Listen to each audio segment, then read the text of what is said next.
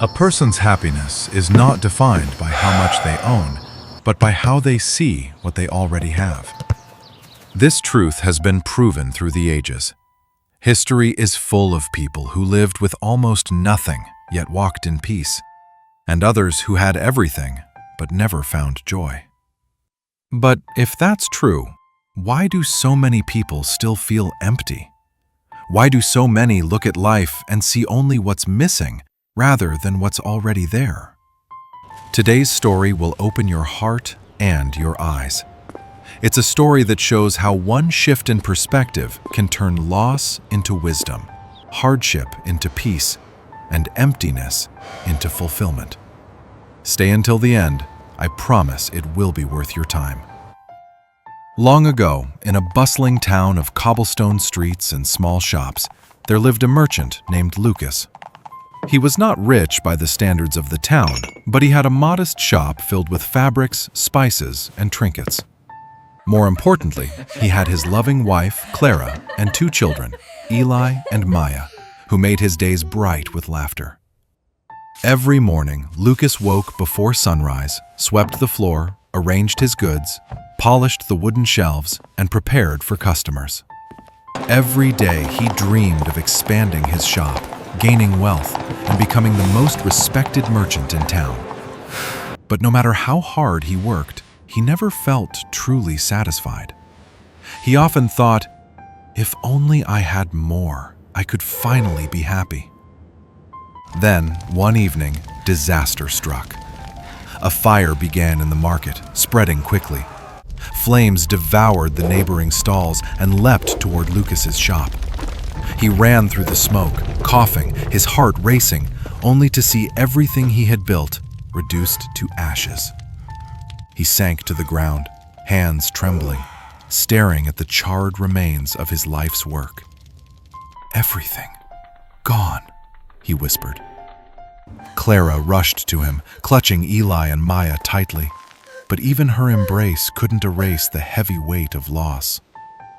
For days, Lucas wandered the empty streets, staring at the ruins.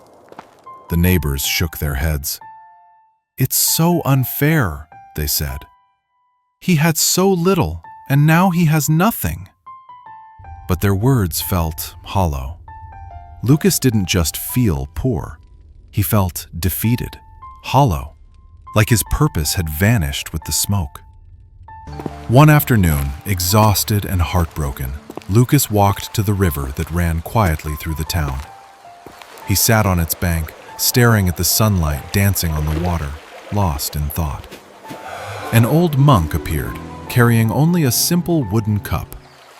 He sat beside Lucas and said nothing at first, simply handing him the cup. Lucas looked at it. It was empty. "Drink," the monk said. Lucas tilted the cup to his lips, but there was nothing. "It's empty," he said, frustrated. "Exactly," the monk replied.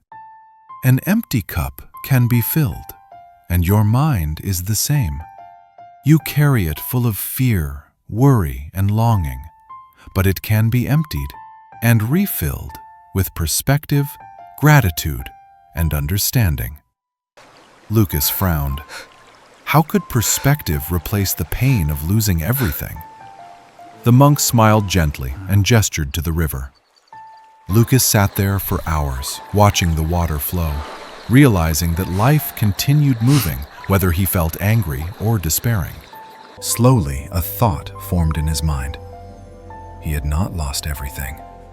He still had his family, his health, his skills, and his ability to think, dream, and work. He realized that he had been blind to the wealth he already possessed. Weeks passed. Lucas returned to the ruins of his shop, clearing debris and helping rebuild the market with neighbors who had also lost in the fire. Each day, he noticed small joys he had overlooked before.